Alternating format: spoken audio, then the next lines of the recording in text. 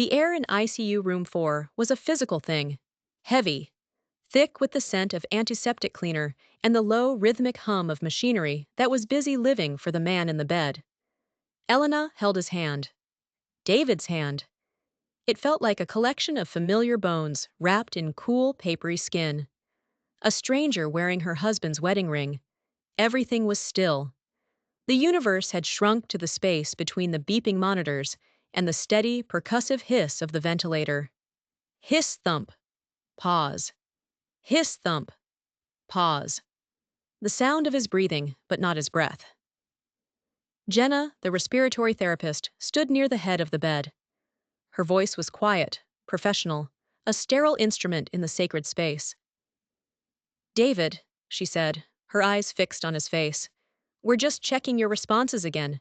Squeeze my hand if you can hear me." Nothing. No pressure, no flicker of acknowledgement. Elena's heart, a frantic bird against her ribs, stilled for a moment. Hope was a dangerous, jagged thing. "Okay," Jenna continued, her tone unchanged. "We're going to use the blinks. Can you blink once for yes?" The room held its breath. The hiss of the ventilator seemed to get louder, a serpent in the garden of their silence. Elena watched his eyelids, thin, veined, stubbornly closed. She found herself leaning in, as if proximity could will the muscles to move. "Come on, my love." Just once. A flutter, a tremor. Then a slow, deliberate press of his upper lid against his lower. One single, unmistakable blink. A collective, quiet exhale in the room. Jenna made a note on her chart. Elena's throat tightened. He was in there. He was listening. "Okay, David. Good. That's very good," Jenna said, her voice softening just a fraction. "Now, can you blink twice for no?" Elena's grip on his hand tightened. This was their code, their secret language, born from a different hospital room, a different crisis years ago. "Don't do it, David. Please." She watched, her world narrowing to the delicate skin of his eyelids. The first blink came. Slow, intentional. A clear, defined movement. Then a pause that stretched for an eternity. The monitor beeped its steady, indifferent rhythm. The second blink followed. Just as slow. Just as deliberate. Two blinks. Not in answer to Jenna's question. Not a no. It was a message. Elena felt the floor drop out from under her. The clinical chill of the room was suddenly a piercing, absolute cold that sank into her bones. Jenna looked at her, a question in her eyes. "Did that mean something to you?" Elena couldn't speak. She could only nod, a jerky, puppet-like movement. She knew what it meant. She was the only one in the room who could possibly know. Two blinks. He was saying goodbye. The code had been a joke at first, a dark, gallows humor kind of joke. It was after his first stroke, 5 years ago. The one that had stolen the feeling from his left side and slurred his speech into a frustrating muddle for 3 long weeks.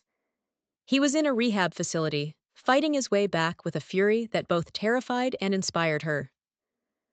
One afternoon, she was reading him a ridiculously sappy novel she'd found in the hospital library. The hero had just declared his undying love in a torrent of purple prose. "If I ever get like that," David had mumbled, his words thick, but his eyes sparkling with the old mischief, "just smother me with a pillow." She'd laughed, a real, full-bodied laugh that felt like a betrayal in that sterile environment. "Is that a yes?" He'd squeezed her hand. Then, with great effort, he'd blinked once. A slow, dramatic wink. "And what's no?" she'd teased, playing along. He'd blinked twice. Slow, deliberate, the exact same way he had just now. It became their thing. A secret signal in a crowded room. A quiet confirmation across a dinner table. "Another glass of wine." Blink once.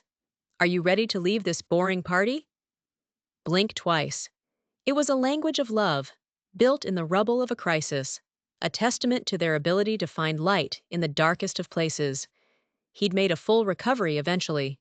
His speech returned, his gait evened out. The blinks became a relic, a fond memory of a battle won. Until now. Now, lying in this ICU bed, silenced by a massive hemorrhage in his brainstem, it was the only language he had left. He had just used it to tell her he was ready to leave the party. For good. The thought was a physical blow, knocking the air from her lungs. The ventilator hissed, mocking her inability to breathe on her own. She looked at his still face, the slackness of his features, the tube taped to his mouth. This wasn't David. This was a vessel, a shell being animated by machines. The real David, the one with the mischievous eyes and the quick laugh, was trapped inside. And he was tired. He wanted out. He had just told her so, Doctor. Eris came in an hour later. He had a way of moving that was both graceful and weary, the walk of a man who carried the weight of too many impossible conversations. He pulled up a stool, his knees almost touching hers. He didn't look at the monitors. He looked at her. Elena, he began, his voice a low, gentle baritone. I've reviewed the latest scans. The bleed is extensive, and the swelling is not responding to the treatments as we'd hoped. She nodded, bracing herself. She had learned the vocabulary of this new country: edema, midline shift, herniation. Words that meant the slow, relentless extinguishing of a mind. We're at a crossroads, he said, his gaze unwavering. The ventilator is breathing for him. His pressure is maintained by medication. We are, in essence, performing the functions of his brainstem for him. He paused, letting the words sink in. There are two paths from here. One is continued aggressive care. A tracheostomy for long-term ventilation. A feeding tube. We could potentially transfer him to a long-term acute care facility.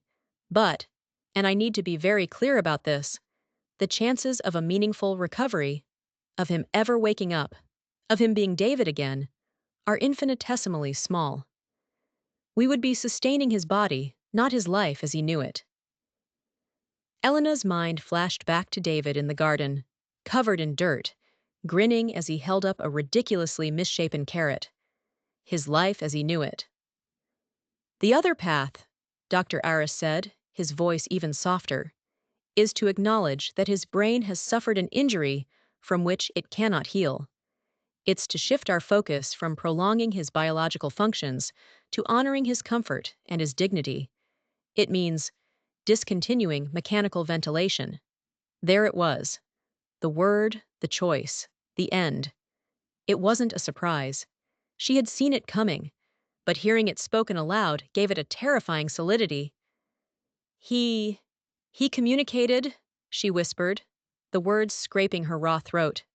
Just before you came in. He blinked. Dr. Aris leaned forward slightly. Tell me. We had a code, from his first stroke. 1 blink for yes, 2 for no.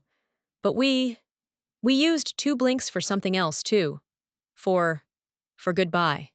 She saw a flicker of something in the doctor's eyes.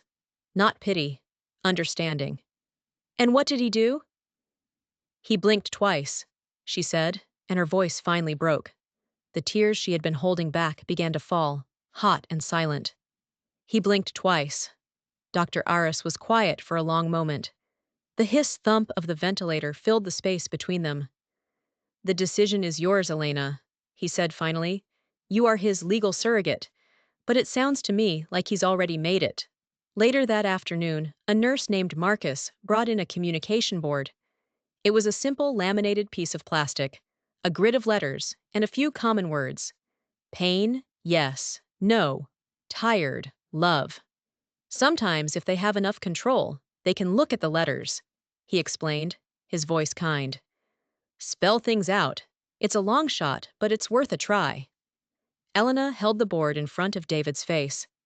David, darling, she said, her voice a strained whisper. Can you see the letters?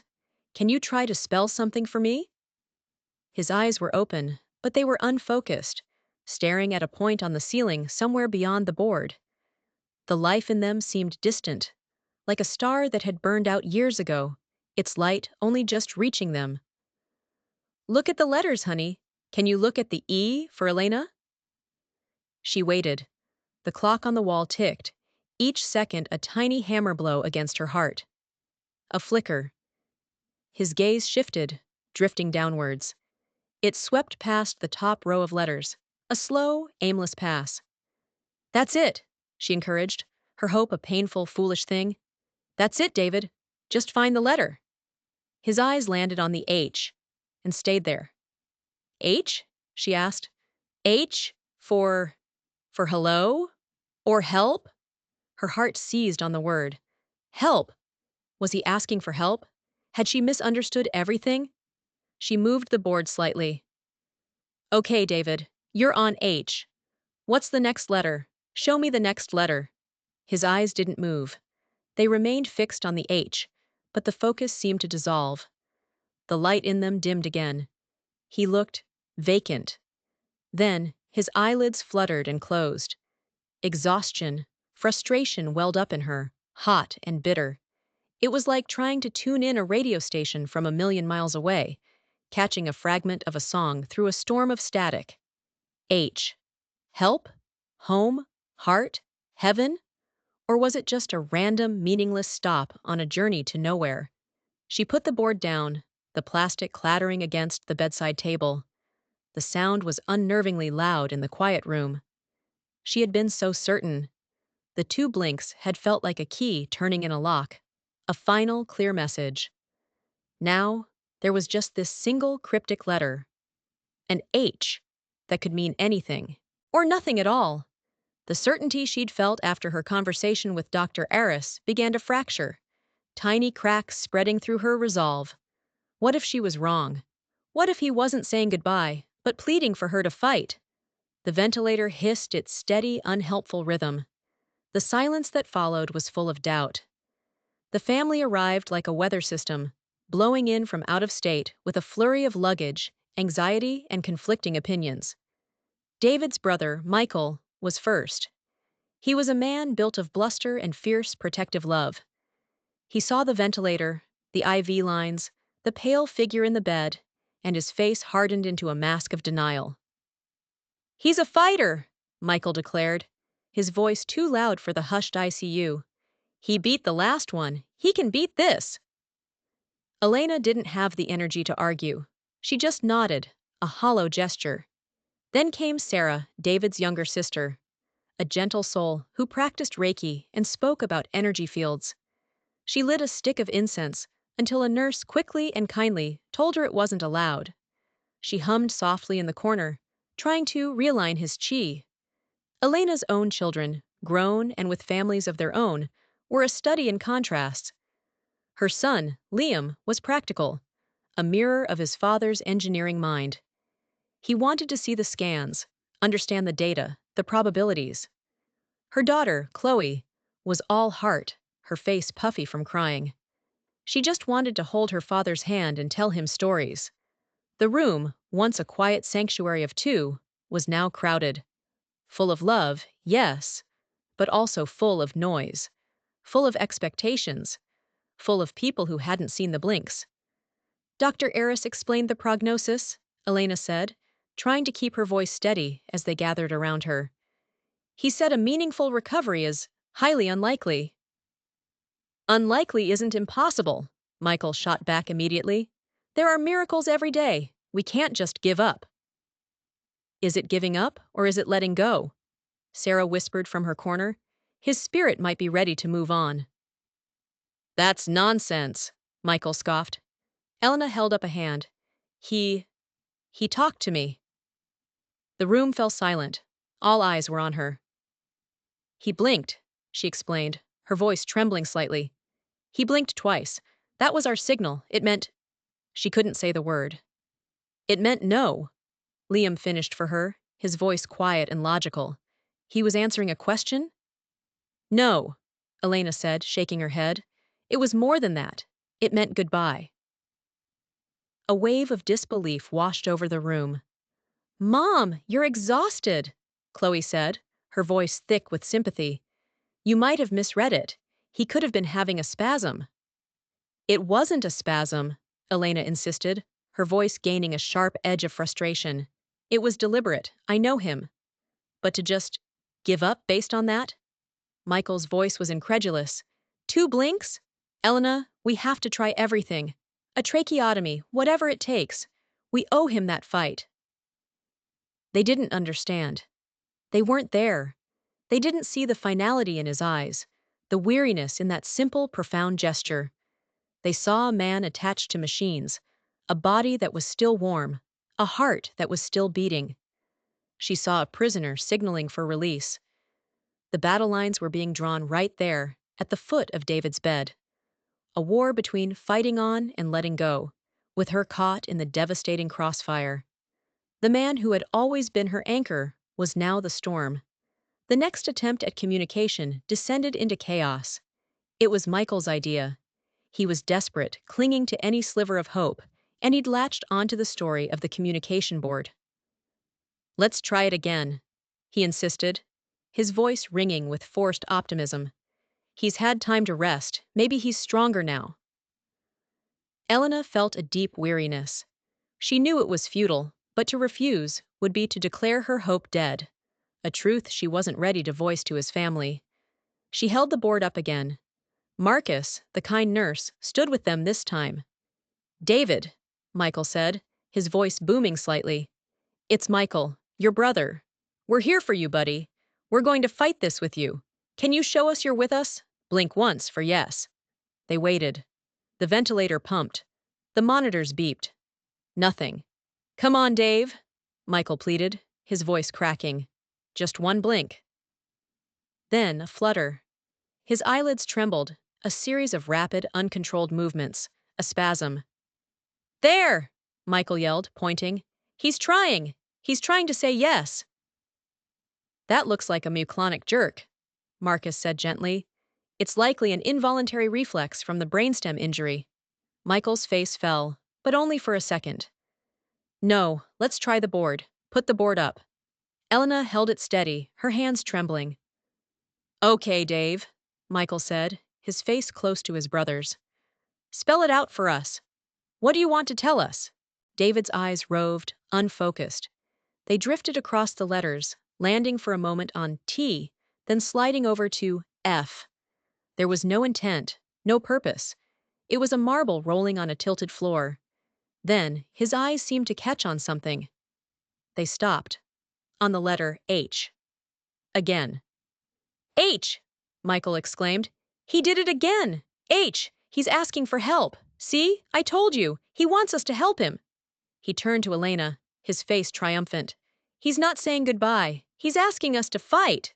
Chloe burst into fresh tears, a mixture of relief and sorrow. "Oh, Daddy!" Liam looked from the board to his father, his brow furrowed in concentration, trying to find logic in the chaos. "It could be a coincidence," Liam said cautiously. "His gaze might just be settling there." "Twice is not a coincidence," Michael retorted, his voice rising. "It's a sign. He's in there, and he's scared, and he wants help." Elena's world tilted. The clear, sharp pain of the two blinks was being blunted, muddied by this new, desperate interpretation. What if they were right? What if her grief was coloring her perception? What if she was so prepared for goodbye that she had missed a plea for help? The room felt like it was closing in, the air charged with conflicting hopes and fears. She looked at David's face. He seemed smaller in the bed, lost amidst the tangle of tubes and the storm of emotions swirling around him. Was he asking for help? Or was he asking for help to die? The letter H hung in the air between them, a single, terrible, ambiguous symbol of their collective agony. The swirl of debate and raw emotion continued for another hour, a vortex of pain with David at its center. Michael was adamant, his voice filled with the certainty of a man who refused to contemplate loss. Chloe was swayed, her hopeful heart wanting to believe her father was still fighting. Elena felt herself drifting, her own certainty eroding under the assault of their desperate hope. Then, Marcus, the nurse, quietly stepped forward. He had been in and out of the room, silently checking IV drips and monitoring vitals, an unobtrusive presence on the edge of their family drama. "Excuse me," he said, his voice calm and steady, cutting through the emotional static. Everyone turned to look at him. "I don't want to intrude," he began, choosing his words carefully. But I was in the room earlier this morning, before everyone arrived. I was with Jenna, the respiratory therapist. He looked directly at Elena. I saw it, he said. I was standing right there. Michael frowned. Saw what?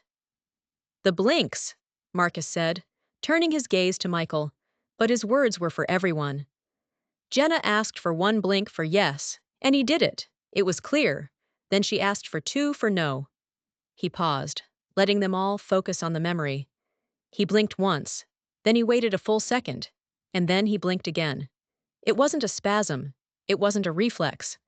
I've been an ICU nurse for 12 years. I know what those look like. This was different. He described it with a clinician's precision, yet with a profound human understanding. It was measured, he continued. Each blink was a distinct event. The timing, the deliberation. It looked like a choice. When Mrs. Miller, he nodded respectfully at Elena, reacted, I knew it meant something more. But even without her reaction, I would have charted it as a non-spasmodic, seemingly intentional patient response. His words landed in the room with the weight of objective truth. He had no emotional stake. He wasn't a grieving brother or a hopeful daughter. He was a witness, a credible, professional witness. Michael's certainty seemed to waver for the first time. The triumphant look on his face softened into confusion and pain. So you think, Chloe began, her voice barely a whisper. I'm not here to interpret what it meant, Marcus said gently. That's not my place. I'm just telling you what I saw, and what I saw was not random. He gave Elena a small, supportive nod, and then quietly went back to checking the infusion pump, his testimony delivered. The chaos in the room subsided, replaced by a heavy, somber silence. Marcus hadn't offered an opinion, but he had given Elena something far more valuable.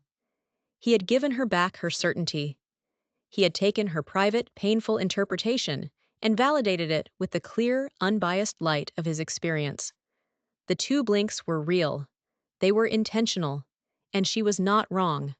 The hospital chaplain was not what Elena had expected. She was a young woman named Anya, with kind eyes and a sleeve of tattoos peeking out from under her scrubs. She didn't talk about God or heaven unless asked. She talked about stories. She found Elena in the small, sterile family waiting room, staring at a faded print of a seascape on the wall. It's a hard space to be in, Anya said, her voice soft as she sat down in the chair opposite. The space between. Elena just nodded, too tired to form words. Marcus, the nurse, told me a little about what's happening, Anya said. About the signal David gave you. That must be an incredible burden, and a gift. Elena looked at her, surprised. A gift? To be given such a clear message, Anya clarified. So many families have to guess. They're left wondering for the rest of their lives if they did the right thing. He gave you the gift of his own voice. The words reframed everything. Elena had been seeing the blinks as a burden, a terrible responsibility placed solely on her shoulders. She hadn't seen it as an act of love from him. His brother thinks we're giving up on him, Elena whispered. Is it giving up? Anya asked gently. Or is it accepting the end of one story and helping to write the last chapter with dignity? Think about David. From what I've heard, he was a man who liked to be in control of his own life. An engineer, right? A man who built things, who understood systems. Elena nodded, a vision of him at his drafting table filling her mind. What he did with those blinks, that was an act of ultimate control, Anya continued. In a situation where he has lost control of everything, his body, his breath, his voice, he found a way to take charge of the one thing he had left, his ending. He is not surrendering to the illness. He is authoring his exit. Authoring his exit. The phrase was powerful. It wasn't about defeat. It was about agency. It transformed David from a passive victim of a medical catastrophe into the protagonist of his own story. making one final, decisive choice. It wasn't about what they were taking from him, the ventilator, the machines, the biological functions. It was about what he was giving himself: peace, an escape from the prison of his own body. Saying goodbye isn't the same as giving up, Anya said, as if reading her mind. Sometimes, saying goodbye is the bravest, most loving thing a person can do. For themselves, and for the people they're leaving behind. He's telling you, it's okay, you can let me go. Anya's words washed over Elena, not erasing the pain, but reshaping it. They gave a new, profound meaning to David's final message. It wasn't a cry of despair. It was a declaration of independence. The conversation about legal paperwork felt like a violation. While Elena was grappling with the spiritual and emotional weight of David's message, the hospital's risk management team was concerned with forms and signatures. A social worker named Carla, carrying a thin file, met with Elena and Liam in a small windowless conference room. "I'm so sorry for what you're going through," Carla began, her voice full of practiced empathy. "I just need to walk through some of the legal framework with you." She opened the file. David filled out an advance directive back in 2019, after his first stroke. Elena nodded. She remembered it vividly. They had sat at their kitchen table, the uncomfortable forms spread out between them, forcing a conversation they never wanted to have. "In it," Carla continued, tapping a finger on a highlighted section, "he specified that he did not want to be kept alive by artificial means if he had a terminal condition with no reasonable hope of recovery." Liam let out a slow breath beside her. "Well, that seems pretty clear." "It is," Carla agreed. "However, there's a wrinkle. The section on artificial nutrition and hydration, a feeding tube, was left blank." Elena's heart sank. She remembered that part. David had hesitated. "Let's hope it never comes to that," he'd said. And then the phone had rung, and they had never gone back to check that specific box. A tiny, forgotten detail that now loomed as large as a mountain. "What does that mean legally?" Liam asked, his practical mind kicking in. "It means his wishes on that specific point are not legally documented," Carla explained. "While his directive about the ventilator is clear, the ambiguity about the feeding tube could, in theory, be used to challenge a decision to withdraw all care. It creates a small gray area. A gray area. A place for doubt to fester. A loophole for a grieving brother to cling to." "But the primary directive is clear," Elena insisted. "No artificial means if there's no hope. The ventilator is an artificial means." "Absolutely," Carla said. "And you, Elena, are named as his healthcare proxy. The ultimate decision-making authority rests with you. I'm not saying this complicates your decision, only that you should be aware that the paperwork isn't perfectly sealed. It leaves a door open for interpretation, and sometimes that's all a conflicted family member needs." She was right. Michael could seize on this. He could argue that David's hesitation on the feeding tube meant he hadn't truly wanted to refuse all life support. He could turn a simple oversight into a legal and emotional battleground. "So what does this change?" Elena asked, her voice flat. "Procedurally, nothing," Carla said. "As his proxy, you have the final say. Dr. Aris agrees that withdrawing the ventilator aligns with David's primary stated wish. But it means the burden of that final interpretation, of knowing what he really wanted, all things considered, falls to you." The weight on her shoulders, which Anya the chaplain had briefly lightened, came crashing back down, heavier than before. The law could only go so far. The paperwork was imperfect. In the end, it all came back to her. It all came back to two blinks. The false rally happened just after 10 p.m. The ICU was quieter at night, the rhythms of the day shift giving way to a hushed, watchful calm. Elena was dozing in the uncomfortable recliner, Michael having refused to leave the bedside, his shoulders slumped in a vigil of stubborn hope. Suddenly, a series of sharp, insistent beeps cut through the low hum of the room. Elena's eyes snapped open. The numbers on the monitor above David's bed were changing. The heart rate, which had been languishing in the low 50s, was climbing. 68, 75, 82. The blood pressure, artificially propped up by a constant drip of medication, was rising on its own. "What's happening?" Michael said, jumping to his feet. Marcus, the night nurse now, was at the bedside in an instant, his eyes scanning the monitors. "His pressure is coming up," Marcus said, his voice a calm, analytical line in the sudden spike of tension. "And his heart rate is responding." The most dramatic change was on the ventilator screen. A small flashing icon indicated that David was initiating his own breaths. Tiny, shallow efforts, but they were there. The machine was no longer doing all the work. It was responding to a signal from his own body. "He's breathing," Michael whispered, his voice choked with awe. He grabbed Elena's arm. "Elena, look! He's breathing on his own. He's fighting!" Hope, fierce and undeniable, flooded the room. Elena felt it too, a treacherous surge in her chest. For a moment, she allowed herself to believe. Maybe they were wrong. Maybe this was the miracle Michael had been praying for. "He's waking up," Michael declared, his voice rising. He turned to Marcus. "We have to reverse everything. Call the doctor. He's coming back." Marcus held up a hand, his expression still calm, but now tinged with a deep sadness. "Sir, I need you to take a breath. This is what we sometimes call a sympathetic surge, or an autonomic storm." "What are you talking about?" Michael demanded. "Look at the numbers. They're better than they've been all day." "It's a reflex," Marcus explained patiently, though his eyes were on the monitor, watching the data.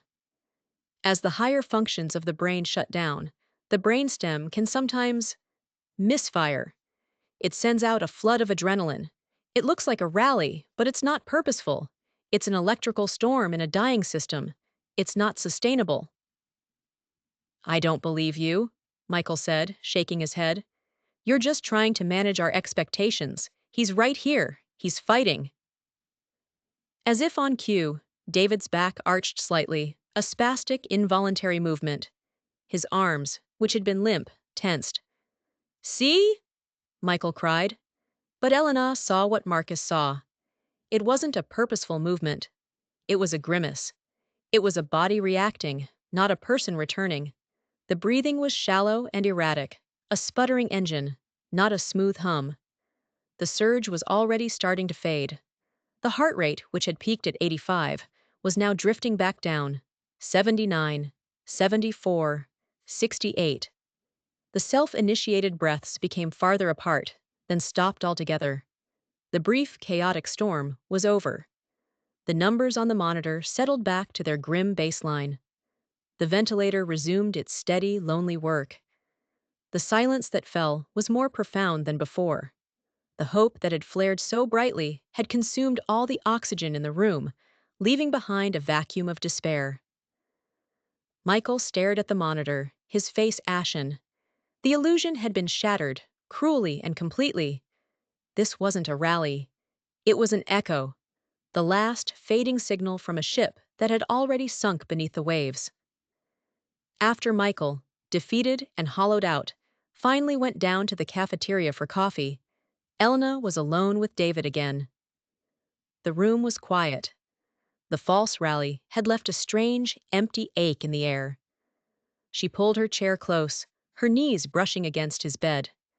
She took his hand, the same hand she had held on their first date, the hand that had placed a ring on her finger, the hand that had held their newborn children.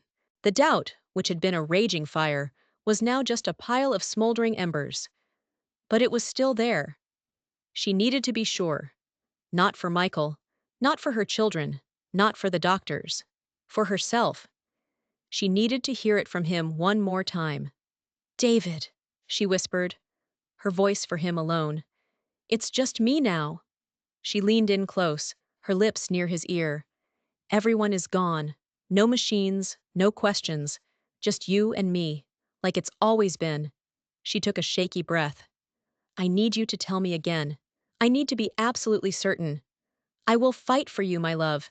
If you want to fight, I will move mountains. I will never leave your side. We will do the tracheotomy, the feeding tube, everything. Just give me a sign." She paused, letting her words settle in the space between them. "Is that what you want, David? Do you want us to keep fighting? Do you want to stay?" She laid out the simple, binary choice. "Blink once for yes, my love. Just one time, for yes." She held her breath, her entire being focused on his face. She watched his eyelids, praying with every fiber of her soul. The seconds stretched into an eternity. The beeping of the monitor was the only sound. An eternity of silence. No flutter, no tremor, nothing. The absence of the single blink was an answer in itself. A profound, deafening no. Tears welled in her eyes, blurring his still face. "Okay," she whispered, her voice thick. "Okay, my love." She gathered herself, her resolve hardening into a diamond of sorrowful certainty. "Is it time to go?" she asked, the hardest words she had ever spoken. "Are you ready to say goodbye?" She watched. She waited. And it came. Slow. Deliberate. An unmistakable, heartbreaking press of his upper lid against his lower. One. A pause. Just long enough for her to register the finality of it. Then the second. Just as slow. Just as deliberate. Two. The signal was irrefutable. It was a whisper in a silent room, a message delivered directly from his soul to hers. There was no more doubt, no more ambiguity. She squeezed his hand. "Okay," she repeated, the tears now flowing freely down her cheeks. "Okay, David. I hear you. I understand." She had her answer, the last one she would ever receive. The decision, once made, set a strange, quiet machinery in motion. Dr. Aris met with her and the entire family in the conference room. Elena, her voice clear and steady, relayed her final conversation with David. She spoke of the absent single blink and the present double blink. There were no more arguments. The false rally and Elena's quiet certainty had extinguished the last embers of Michael's resistance. There was only a heavy, shared grief. The hospital policy allows for a window of time for the family to gather and say their goodbyes, Dr. Aris explained gently. "We can proceed in a few hours, or we can wait until morning. The timing is yours." "Tonight?" Elena said, the word tasting like ash in her mouth. There was no point in prolonging the vigil. David had made his wishes clear. To wait felt like a betrayal. They finalized the consent forms, signing her name on the line that authorized the withdrawal of life-sustaining treatment was the most surreal moment of Elena's life. Her hand, writing the familiar letters of her name, felt like it belonged to someone else. It was a simple signature, but it was an act of profound, earth-shattering consequence. The team prepared. A nurse explained the process. They would increase his pain and sedation medication to ensure he felt no discomfort, no air hunger. Then, they would disconnect the ventilator from his breathing tube. "His breathing will slow," the nurse said, her voice a soft, clinical whisper. "His heart will follow. It will be very peaceful. It could take minutes, or it could take hours. There's no way to know for sure." Minutes or hours. The final, terrible uncertainty. They were giving her control over the when, but the how and the how long were still in the hands of a biology that was slowly, inexorably shutting down. The decision window was closing. The preparations were being made. All that was left were the goodbyes. They turned ICU Room 4 into a sanctuary. The harsh fluorescent lights were dimmed, leaving only a soft lamp glowing in the corner. Chloe, her face streaked with tears but her hands steady, took charge of the music. She queued up a playlist on her phone. Van Morrison, James Taylor, the soundtrack of David's life, of their life together. Moondance filled the room. The familiar melody, a strange and beautiful counterpoint to the hiss of the ventilator. Sarah, David's sister, had found a small bottle of lavender oil. She dabbed a little on a cotton ball and placed it by his pillow. The sterile, antiseptic smell of the ICU was gently pushed back by the scent of the fields of Provence, where he and Elena had traveled for their 25th anniversary. Each person had their private moment. Liam, ever the stoic, leaned close to his father's ear, his shoulders shaking as he whispered his final words. Michael, his bluster gone, held his brother's hand and sobbed, telling him he was sorry, telling him he loved him. Finally, it was just Elena.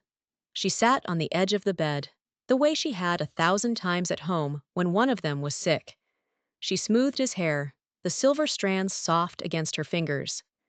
She didn't speak of goodbyes. She spoke of hellos. "Do you remember the day we met?" she whispered, her voice low and intimate. "You were wearing that ridiculous blue shirt, and you spilled coffee all over my book." She told the story of their life. The disastrous first apartment with the leaky faucet. The night Liam was born, when David had fainted in the delivery room. The time Chloe had flushed his car keys down the toilet. She painted their world for him in words, a vibrant, loving tapestry of shared moments. The triumphs, the failures, the quiet, ordinary days that had been the bedrock of their love. "You have been the great adventure of my life, David," she said, her voice breaking. She leaned down and kissed his forehead. It was cool to the touch. "Thank you. Thank you for everything." The nurse, Marcus, came in quietly. "Elena, are you ready?" She took a deep breath, the scent of lavender filling her lungs. The sound of Van Morrison singing about a marvelous night for a moon dance filled her ears. She looked at her husband's peaceful face. She nodded. "We're ready." The threshold was a moment of profound stillness. Dr. Aris came in. Jenna, the respiratory therapist from that morning, was with him. Their faces were somber, respectful. This was not just a medical procedure, it was a ritual. "We're going to increase the morphine now, Elena," Dr. Aris said softly. "He will not feel any pain." She watched as the nurse adjusted the IV pump. A new bag of fluid, a different medication. The final comfort. They waited a few minutes, letting the sedative circulate. The only sound was the music and the steady hiss-thump of the machine that had been breathing for him for 5 days. That sound. She had hated it.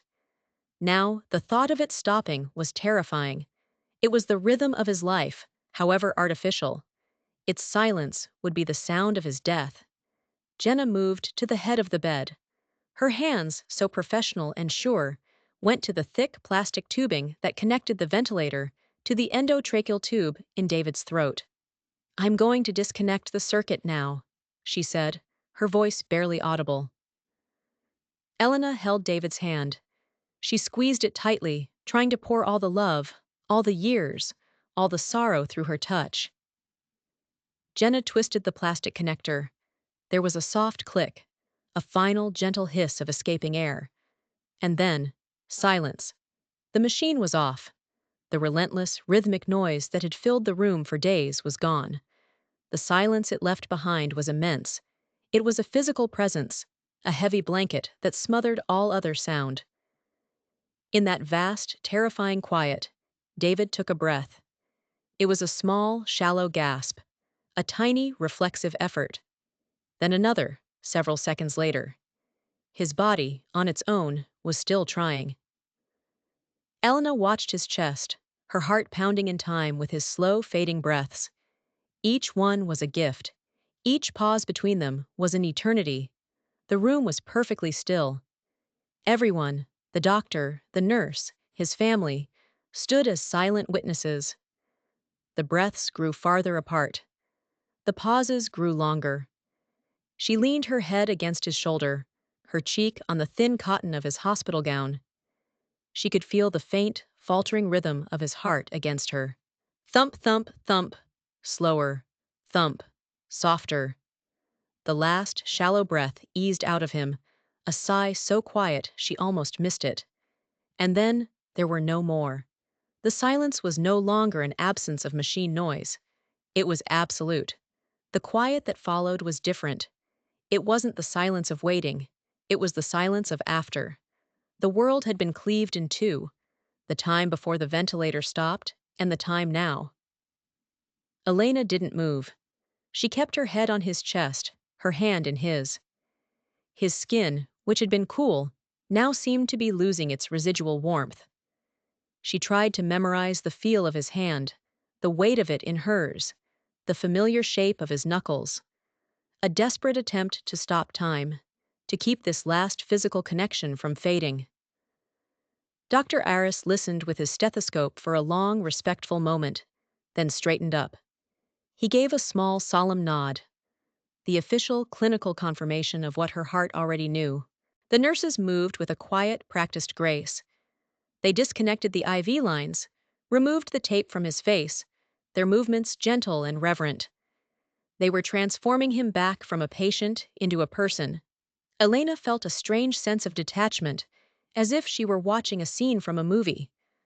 Her body was there, in the room, but her mind was floating somewhere above, observing. She felt the physical sensations of the silence. It pressed on her eardrums. The air felt thinner, emptier. She was aware of her own body in a way she hadn't been before. The beat of her own heart was thunderously loud in her chest. The feeling of her own lungs drawing in air felt like a betrayal. I am breathing, and you are not. The body memory was overwhelming. For 40 years, she had slept next to the sound of his breathing, a low, steady rhythm in the dark. It was the soundtrack to her sleep, the unconscious assurance that he was there, that all was right with the world. Now the silence was his absence made audible. She finally lifted her head and looked at his face. The lines of pain and tension, which had been etched there even in his coma, had smoothed away. The slackness was gone. In its place was a profound and absolute peace. He looked like himself again. He looked free. They gave her time to be with him. After the family had said their last tearful goodbyes and drifted out into the hallway, leaving her alone one final time. A nurse came in with a small plastic bag of his personal effects, his wallet, his watch, a worn, leather-bound notebook he always carried in his jacket pocket. Her fingers trembled as she opened the notebook. It was mostly filled with his engineering sketches, cryptic calculations, and to-do lists. But on the last page, tucked into a small pocket in the back cover, was a folded piece of paper. An envelope. Her name was on the front, written in his familiar, angular script. Her breath caught in her throat. She unfolded it. It wasn't a recent letter. It was dated just after his first stroke, 5 years ago. The day he had come home from the rehab facility. My dearest Elena, the letter began. Today I feel like I've been given a second chance. I got a glimpse of the other side, of what it's like to be trapped inside my own head, and it scared the hell out of me. It made me think about what I would want if it ever happened again, and I couldn't come all the way back. I'm putting it in the official paperwork, but papers are cold. This is for you. I don't want to live as a ghost in a machine. I don't want my last chapter to be a long, drawn-out fade into nothing. My life has been too full of love and laughter for that. If the time ever comes when I can't tell you myself, when I'm lost in there and can't find my way out, I need you to be the one to let me go. I need you to be strong enough to open the cage and let me fly. It's the last and most important thing I will ever ask of you. And if I can, I will find a way to tell you it's time. I'll blink twice, a signal just for you, so you'll know it's me and it's okay. It will be my last, I love you. Yours, always, David. The tears she thought were all gone came again, a fresh wave of grief and gratitude. It was here. His voice. His promise. The origin story of their final conversation. He hadn't just told her goodbye with his blinks. He had been keeping a 5-year-old promise. She folded the letter and held it to her heart. It was his final gift, a release not just for him, but for her. A shield against any future doubt, a lasting testament to his love and his trust in her. The blinks were not a burden. They were the fulfillment of a sacred pact. Leaving the hospital was like surfacing from the deep ocean. The sun was just beginning to rise, painting the sky in pale shades of pink and gray. The air outside was cool and crisp, a shocking contrast to the recycled, climate-controlled atmosphere of the ICU. The ordinary world felt alien, profoundly, fundamentally altered. A bus rumbled by, its brakes hissing. A woman walked her dog. People were heading to work, drinking coffee, living their normal, everyday lives, completely oblivious to the fact that the world had just ended and begun again in a small, quiet room on the fourth floor. Elena felt like a ghost, haunting a world she no longer fully belonged to. Everything looked the same, but she was seeing it through different eyes. The colors seemed brighter. The sounds were sharper. She was hyper-aware of the simple act of walking, of her feet on the solid pavement, of the cool morning air on her skin. She had spent 5 days in a timeless, hermetically sealed world of beeps and hisses. Now she was back in the flow of time, but the current was pulling her forward alone. Liam held the car door open for her. She got in, the familiar seat of her own car feeling strange. She looked back at the imposing brick facade of the hospital. It looked like any other building, but for her, it would forever be a sacred and terrible place. The place where she said her longest, hardest goodbye. As they drove away, she watched the hospital shrink in the rearview mirror until it was gone. The sun was higher now, casting long shadows across the empty streets. It was the first dawn of her new life. A life without him. The silence in the car was not the heavy, waiting silence of the ICU. It was just an empty space where his voice should have been. A signal. A look. A touch. In the final moments of life, when words fail and the body falters, communication becomes a profound act of will. A blink can hold the weight of a lifetime. A squeeze of the hand can convey a love that transcends language. David's story is not just about an ending. It's about agency. It's about a man who, stripped of everything, found a way to author his own final chapter. And it's about the love of a woman who was brave enough to listen. We all face these moments, in our own lives, and with the ones we love. The choices are never easy. The path is often shrouded in doubt. But listening, truly listening, to the signals, both spoken and unspoken, is the greatest act of compassion we can offer. What signals have you witnessed? What stories of quiet communication and profound choice have touched your life? Share your reflections in the comments below. Let's honor these moments of courage and create a space where these important conversations can continue.